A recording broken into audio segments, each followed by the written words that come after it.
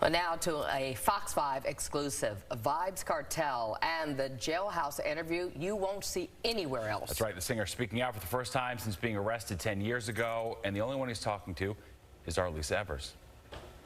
International dancehall superstar Vybz Kartel has been behind bars for nearly a decade for a murder he claims he did not commit, locked away deep inside a Jamaican prison.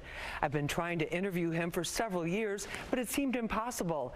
Then one night I got a surprising call. Adidja Palmer, better known as Vybz Kartel, was on the line, wanting to set the record straight.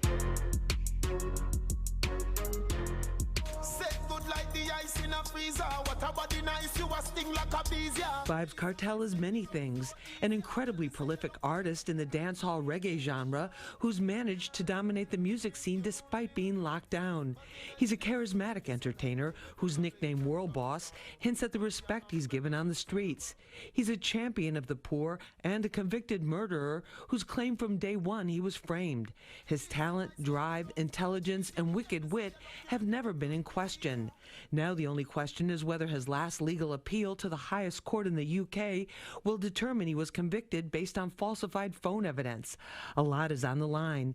He could be a free man by 2022 or an inmate for 30 or more years. It's enough to send anyone into depression, but not Vybz Kartel. I hope you're hearing me. Yes, yes. As you look around the cell that you're in right now, can you describe for us what that looks like? It's dark.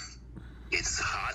It has like 3 or 4 bunk beds. It's got a toilet in the corner, and it's got a huge grill. Lots of metal. It's like a dungeon, but it's, instead of being in the cellar, it's in the attic. I'm actually in the roof.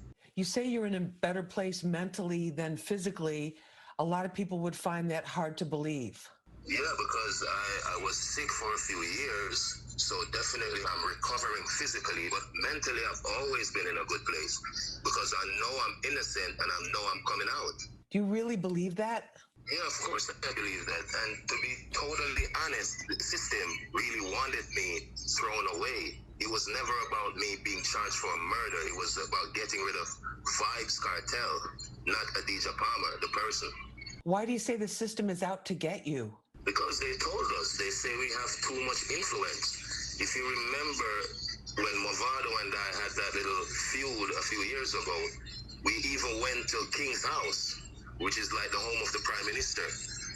And they were telling us that, oh, we're leading the kids astray, and if we don't stop what we're doing, we're not going to get any permission to do shows and stuff like that. So it has always been about the influence that Vybz Kartel has. The dancehall music genre, like gangster rap, does not shy away from lyrics that talk about guns and street violence, as well as sexually explicit content.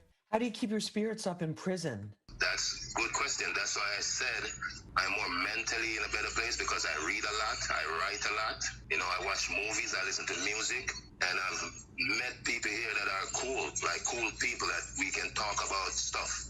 You know, good friends along the way. So that's how I spent my time. You've had a lot of songs come out since you've been incarcerated. About how many songs have you written during this last decade that you've been behind bars?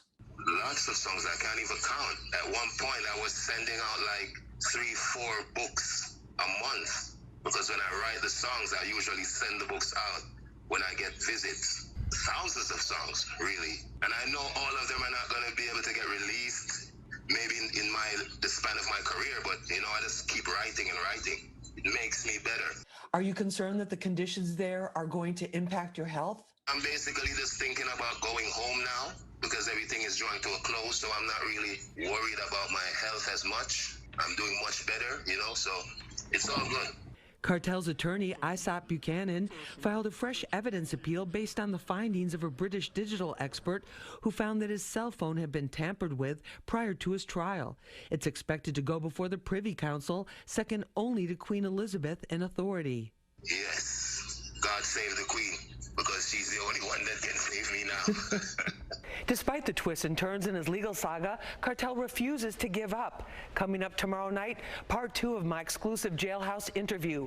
Kartel gets candid, not holding back about how he really feels. It's a side of him you've never seen before. Looking forward to that.